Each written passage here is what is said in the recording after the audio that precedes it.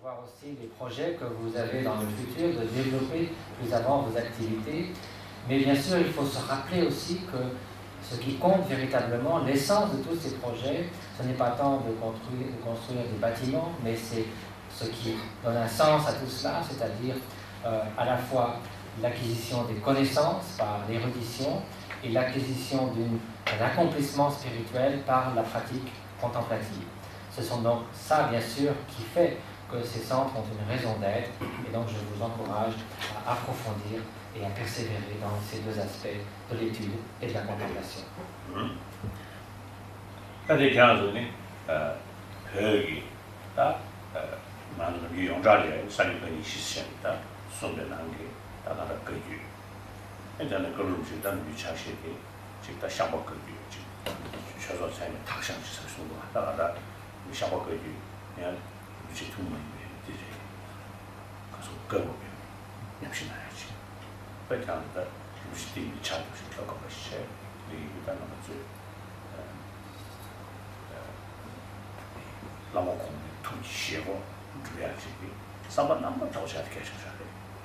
Et comme vous le savez, plusieurs grandes traditions spirituelles se sont développées au Tibet même, principalement des ordres qui appartiennent à l'ancienne école de traduction et puis à la nouvelle école de traduction dont fait partie votre lignée, la lignée Kagyupa, et particulièrement aussi grâce à la présence de Kalo Rinpoche qui mettait l'accent sur la préservation au sein de l'école Kagyupa de la tradition Champa Kagyu, et donc vous avez tenu à maintenir cette tradition de votre maître, et il est très important que vous continuiez à le faire de façon authentique et en restant fidèle à cette tradition.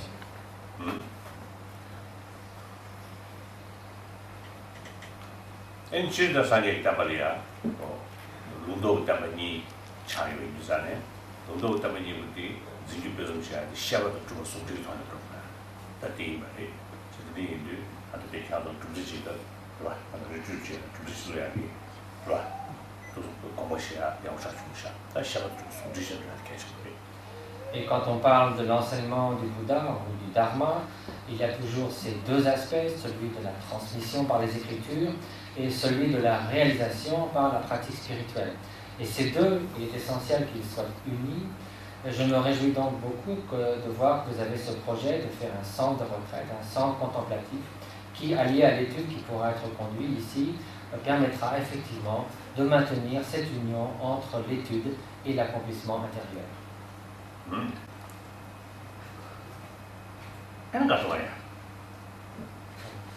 Est-ce que y a-t-il d'autres choses que vous souhaitez nous entretenir?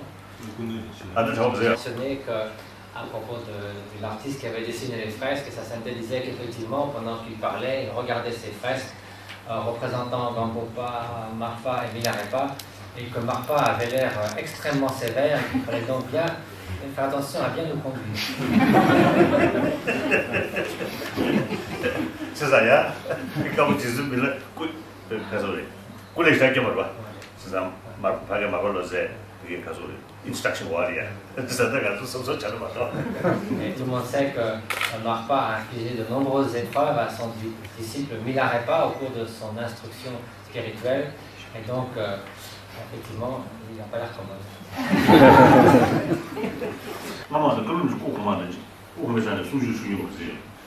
Combien y a-t-il parmi vous qui ont rencontré et reçu des enseignements de Feu Kalo Rinpoche?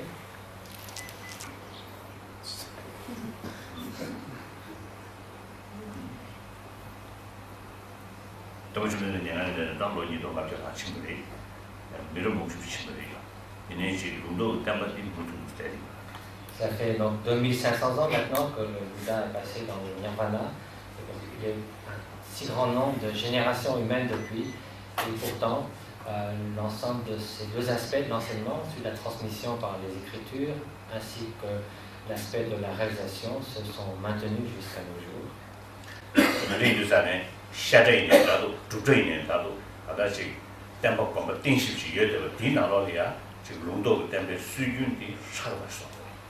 Et donc qu'il y ait des collèges philosophiques ou des centres contemplatifs de retraite, ce qui est important, c'est de maintenir l'authenticité et la stabilité de ces deux aspects de l'enseignement, à la fois l'étude et la contemplation. Et dinaloria, c'est des tensions dinaloria, méthode gamma sur méthode chamaya savoir yon c'est que chada chumyao. Et s'il y a une stabilité dans cette façon de procéder, les générations anciennes disparaissent, de nouvelles générations viennent, mais la perpétuité et l'authenticité de l'enseignement peut se perpétuer.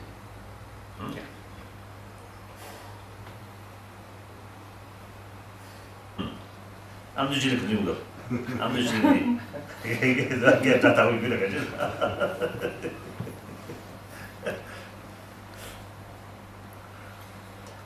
Oh, yeah. C'est dans la mode de la main de la série, pas de plus de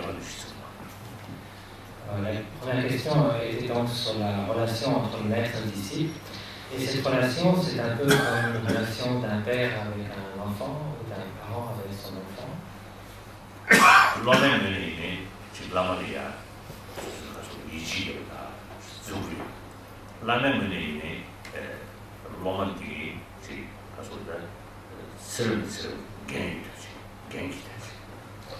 donc de la part du disciple, cela implique une certaine confiance, comme un enfant a confiance en ses parents.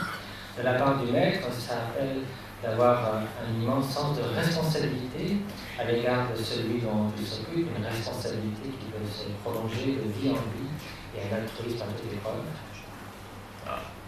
저는 라멘 친이 다시 시작했는데 늘 지켜줘요.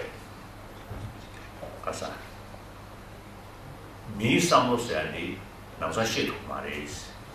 이내다 쩌라는 때 미삼을 또 수티레스. 그러나 추나는 여들 냐디 포가 돈 말이스.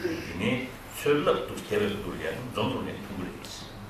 어디 드는 시체니 쩌라는 때 that non-song community and church is. So that the church 사니 계속 말해. 윤생도 스님수잖아. 아니 지금 가서 왜 그런 주변에 그 시점이 윤생은 직시도 돼. 와다 주변도 다 와야 되는 거다. 다지네 지금 방도 저 루미에 대해서 얘기도 심은 수치지. Et l'autre question, c'était alors comment nous, qui n'avons pas forcément tous les éléments en main pour juger, pouvons savoir si le maître est un maître qualifié et authentique. Et bon, bien sûr, comme nous en avons parlé au cours des enseignements, il y a toutes sortes de descriptions dans les sutras qui montrent ce que c'est qu'un maître qualifié. Mais on dit aussi que, bien sûr, il est difficile de juger ce qui se passe dans l'esprit du maître, mais que malgré tout, on donne l'exemple des poissons. Il est difficile de voir les poissons qui sont dans les temps, mais de temps à autre ils sautent, et c'est là ce qui révèle la forme et l'aspect du poisson. De la même façon, même si on ne peut pas juger complètement de tout ce qui se passe à l'intérieur, on peut malgré tout, sur un certain laps de temps, juger ou se rendre compte si un maître est vraiment authentique à sa conduite. Car au fil du temps, il y aura certainement des choses qui seront révélatrices de savoir si c'est quelqu'un d'authentique, juste, sincère, s'il a des qualités d'abord du point de vue de l'érudition, et aussi des qualités du point de vue d'une vraie réalisation spirituelle. Donc c'est pour ça qu'il ne faut pas se rater, faire un choix précipité, mais seulement étudier et se confier à un maître lorsqu'on est certain qu'il a toutes ces qualités authentiques. 지금 노로야 뭐로 현다지도 가르쳐면 봐 봐봐 시간에 판다야 봐 셴펜시아기 지 another aspect 가르쳐도 있나 아주 미라인자 또 disagreement 있고 different view 있고 근데 옆에 그돌이야 소소랑 시체 아이디 그 말을 지금 나도 두고야 소리인데 딱 디매치 지 아주 지 셴펜시아 차와치아기 another aspect 가르쳐도나 아주 미치서 나로야 님도 대대지 different view야 서로 different opinion야 서로 different interest 봐 근데 여기 그도 any more balance 다 society 지고 우주만 멤버체 봐 미션다들이 인컨선 체 미션다디 understand 체 다디차 L'altruisme mis en application. 너가 맞서야다 밀 너가 맞게 디션 매우 못차 Et un autre aspect à l'altruisme, c'est celui qui, par notre ouverture d'esprit, évite que nous soyons finalement une cause de trouble dans la société. Il est certain que tout le monde ne peut pas être d'accord sur tous les sujets. Des gens ont des centres d'intérêt différents, des aspirations différentes, aussi des façons de vivre différentes. Un aspect de l'altruisme, c'est donc de ne pas vouloir toujours imposer ce qui vous semble le préférable, ce que vous, qui constitue votre manière de voir les choses ou votre façon d'agir, avec une telle sorte que vous créez plus de troubles que de bienfaits, mais savoir comprendre, respecter ces aspirations diverses, de sorte que nous ne soyons pas quelqu'un qui finalement cause du trouble. C'est une autre facette de l'altruisme, de cette ouverture d'esprit et cette acceptation des aspirations d'autrui.